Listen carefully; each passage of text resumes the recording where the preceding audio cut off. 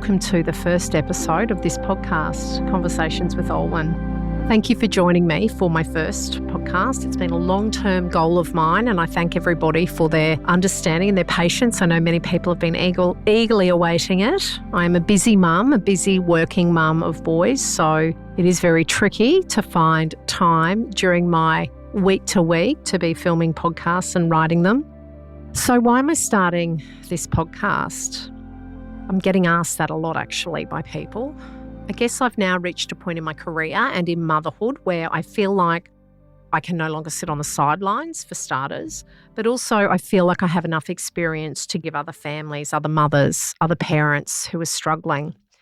I also get a little bit concerned about the number of experts we have giving advice about our kids.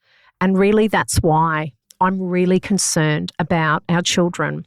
I'm concerned about our children that are in foster care. I'm concerned about our children that are not in foster care but really should be and probably would be if it wasn't for the ice epidemic. I'm concerned about our children who are in daycare for 40 to 50-hour weeks while both parents have to work due to the cost of living crisis in this country. I'm concerned about the NDIS. I'm concerned about children with complex, really challenging neurodevelopmental conditions that are early indicators often of mental health illnesses, seeing inexperienced therapists that do not have the experience to deal with these little ones. And the NDIS, our kids' outcomes and vulnerabilities, are now being monetised all across this country. And our boys, I'm really concerned about where we're heading with our boys, and this really sits with me as a boy mum because it's not a pretty place. During my podcast series, I intend to talk about all of these topics in detail. I've got some very special guests who will be joining me, experts, I call them in the field, and that is our mums. They're not experts you will have heard of. You won't see them on Instagram, but these people 100% are experts in their field. I'm going to talk about the hard stuff. The conversations I'll have will be real and at times very controversial. I'm not going to shy away from topics that are politically incorrect in the childhood developmental space because I think I've seen it all and I want to share it with people because I want change. I want change for our children in this country and for their future. So a little bit more about me for those of you who don't know me. I'm a speech pathologist, a paediatric speech pathologist with over 2 decades experience. I started my clinic, my own private paediatric clinic, after I had well over a decade of private practice experience. By that stage, I'd worked in community health centres, I'd worked in hospitals, I'd worked in low birth weight clinics, I'd worked in multiple birth weight clinics, I'd worked in multidisciplinary teams. I was visiting Indigenous communities out west of regional Queensland with a paediatric medical and allied health team. I had a lot of experience, hands-on experience with OTs and physios, social workers, nutritionists, paediatricians before I went out and started my own private practice, choosing to specialise in working with children that had executive function and working memory challenges. My clinic now has a large client base servicing a diverse range of families across Australia from all walks of life. On a more personal level, I'm a mum, a married mum with 3 boys. And with that, I live a very real life. I'm a very engaged mum. I'm a very hands-on mum. I'm the mum who emails the teacher. I'm the mum who's doing the guitar practice and the music practice at home. I'm very connected to my family. And subsequently, I often feel some days that my clinical work is a bit of an extension of my home life. I'm a very busy mum, like every mum out there. I'm very busy. As a mum of boys, I am constantly exhausted most days. I wake up exhausted and I'm always trying to think of new inventive ways to wear their energy out, but it never works. On a serious note though, I was really fortunate, and I use that word, I was really fortunate to be able to take time out of my career, not full time, but I only work 2 days a week, very part-time. But I was able to take that time off to spend with my boys, and I'm so thankful that I was able to. I'm so thankful that the cost of living was not what it is now. I'm so thankful that we weren't in the stressed circumstances that so many families are now. and that I was able to put time into them at different stages of their development, but that I was able to put time into each one of my boys. Jake, my eldest, who super smart, fiery, very dysregulated, it was always his way or the highway. He really struggled from a very, very young age. Now 24, he works part-time. He's full-time in university and lives in Melbourne. But I know if I had not taken that time off work, if we had not been able to go without, because we did, but if we had not been able to go without as much as we did, he would not be where he is today. And my two younger sons are exactly the same. Both boys struggle to read, but they're different. They struggle to read for different reasons. They are worlds apart, my two youngest, in terms of their processing speed, their working memory function, their self-regulation, even their own activity levels. Neural adaptation issues were at the heart of my 12-year-old's issue with reading. This brain type was identified by Tyler Perriccioni, a speech pathologist, and John Gabrielli, a professor of cognitive neuroscience at the Massachusetts Institute of Technology. Their research and functional MRI studies over a decade ago indicated that for these kinds of children, the signature, the differences, their difficulties are seen everywhere. This profile is not subtle. It is seen all across their brain, that truly dyslexic presentation. It's a presentation that no other speech pathologist in this country working with children in the literacy space is talking about.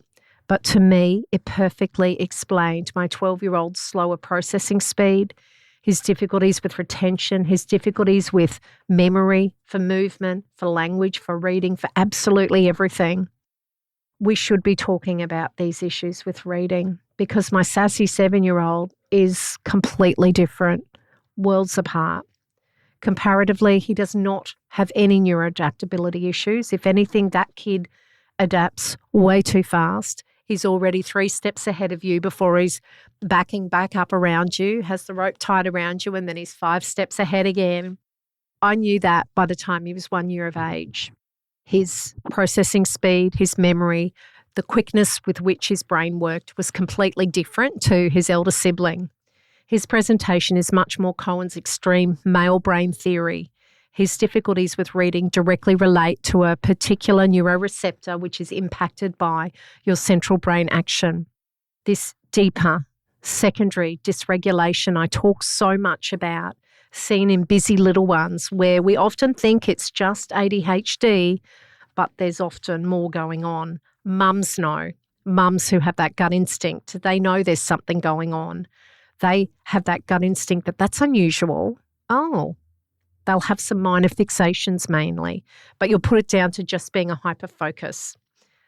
Medication to address the hyperactivity symptoms is often the first real sign that there's more going on with these little ones. Advances in neuroscience over the last 5 years has had a significant and dramatic impact on the outcomes of little ones like this.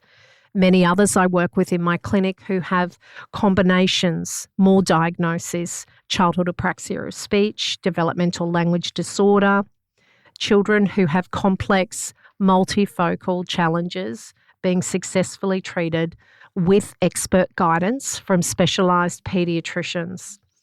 Anecdotally, in the Backchat Clinic, we have well over 50 children being treated by paediatricians with this type of profile, all of whom presented exactly the same, struggling to regulate, struggling with their strong will, struggling with their stubbornness, struggling to follow instructions, to do as they are asked, issues that are affecting their safety, their own safety, their family's safety, and other children's safety. These kiddies are extremely difficult to parent at home, but gee, early intervention counts. In another clinic with another mum or another therapist, my 2 youngest boys would be labelled dyslexic. And let's face it, it's like a get out of jail free card, that one is, isn't it? Dyslexia is an easy term to give to any child. And that's why I'm so adverse to the term, because it does not describe the underlying cause that child is having. You are basically grouping together every struggling reader. And in my experience, Both as a parent and a speech pathologist, this could not be further from the truth. Kids struggle with reading for a variety of reasons, and we should not be simplifying this, nor expecting that a one-size approach fits all struggling readers. It's no wonder that our literacy levels in this country are just so poor. We need to look at reading from a neurodevelopmental approach. It's not just about their reading. How do they move? How do they run? How does the child jump? How do they walk up the stairs? How do they blink? How do they hold a pencil? How do they remember the motor plan for that letter? How do they remember the motor plan for the Hot Wheels track that they come in and play every single session? How do they get onto the trampoline? How do they get off the trampoline? How do they jump onto the mat in the clinic space? It's not just about reading, and we should not be lumping it all together in one word. And we shouldn't be simplifying the significant issues of illiteracy in this country by saying that we're just not getting it right. We're just not teaching children correctly. They're not getting the right instruction. The Grattan Institute recently reported that a third of our children cannot read proficiently. Well, considering that 36% of Australian households, and that is more than 3.7 million Australians in the last year, in the last 12 months, experienced food insecurity, I don't agree that it's just as simple as our children not getting the right instruction, particularly in states, here in Queensland as an example, where we have huge and extreme widespread disadvantage, children living below the poverty level, so many children living at the poverty level. This is a much broader conversation than just introducing phonics. I'm really interested in how the whole brain impacts on reading acquisition, and I guess that comes from my experience with my 3 boys. And in describing them, I am really interested in whole brain function. With one of my little guys, I spent literally hundreds, perhaps even 1,000 hours sitting with him, alongside him, reading, practicing sight words, building his brain, building new connections, talking, reading, you name it. His inattention played a huge part on his illiteracy, as did his working memory. And I'm really interested as a mum, but also as a speech pathologist, why our children's executive function, that attention, that regulation of self, that physical regulation of self, that emotional regulation of self, that mental regulation of self, why have they become so much more impaired during the last 2.5 decades? And I'm really interested in how the changes we're seeing in society impact on our kids and have impacted on our children over the last few decades. I'm a speech pathologist, but I'm also a mum who did kindy, daycare and school drop-off over 20 years ago. I was in the classroom 20 years ago. They're very different places nowadays. I often say when Jake went to kindy, he stood out. He was the loudest. He was the busiest. His kindy teacher said, "Oh my goodness, there's nothing wrong with Jacob. He could just go outside and do 5 laps of the oval," which generally we'd already done before kindy. We did every day before school. We ran, we kicked the football, we did as much physical activity as we could possibly do, but still he could not regulate, he could not settle himself, and he really, really struggled. He was the naughty kid at school. He really struggled, dysregulation. And it was obviously him in his whole cohort of his classroom and his peers. But now we have a huge number of kids struggling with those same developmental issues. And on top of that, our kids' speech and language issues are worse. We have more children presenting with developmental language disorder. Our children's ability to process language, to listen to language, to process long loads of language, to listen to a story, to have a conversation, they've changed. Our children's motor skills have changed. Their general knowledge abilities have reduced. I remember as a child knowing all of Santa's reindeer names and Snow White's dwarfs too. I read thick Trixie Belden books, the Faraway Tree series, Secret 7, Famous 5, you name it. Not an iPad, not an iPhone or a screen in sight. Our kids' whole brain development is just not what it used to be. It's shifted. It's changed. It's regressed in the last 2 decades. As I was writing the notes for this podcast, I was sitting at my local McDonald's just grabbing a bite to eat, busy mum. And I saw these 2 girls who would have been about 14. They looked really dishevelled. They looked unkempt. And They were loud, they were yelling, they were swearing, they were screaming. They were trying to jump up and over, the gates in the McDonald's play area. So they were trying to jump over them. They were attracting a lot of attention to themselves. And when I say they were swearing, I don't mean they were saying SH or the BL word. They were actually saying F and C extremely loudly, and everybody was staring. At one point, one of their mums came out and gave them food, and then she left, and the girls sat down and continued to curse. They continued to eat. They sat on their mobile phones and they were just scrolling through it. And I remember thinking, when I watched them, I remember thinking back to decades ago when I sat in McDonald's with my little guy. As children do, you go and have an ice cream after school, or you go and collect them from somewhere and it's a special treat. You'll drive through McDonald's. I don't remember seeing scenarios like this. I don't remember seeing children roaming our streets. I don't remember seeing that many children out at night. I don't remember seeing children roaming the streets, being out at night, looking so unkempt and dishevelled. And yes, screens have definitely impacted on our children. It's definitely impacted on everybody's mental health. But I think there's other factors at play. I think our children's brain development, as I mentioned before, I think it's shifted, it's changed, it's regressed. And yeah, that's a pretty controversial thing to say, but I think it is. I'm going to share some things that I would do differently as a mum if I had been given a chance to do things differently. But first, I'm going to give you some homework before we chat again and you come back and listen to episode number 2. I want you to think about how you spent your time when you were a child and what books you read. What series were you into? Do you remember reading for hours, or were you distracted by the television set in your home? As I said, for me, Famous Five, Secret Seven, Faraway Tree, they were my favourites. Do you remember reading fairy tales as a child? Did you know run as fast as you can? Did you know the little sayings in Rapunzel and Gingerbread Man? Did you know the name of Snow White's dwarfs, of Santa's reindeers? Could you sing loads of Christmas songs? Was there a lot of music and singing in your household, or were you out playing peekaboo, climbing trees, playing hide and seek? What's your earliest experiences? Thank you for listening to Conversations with Olwen.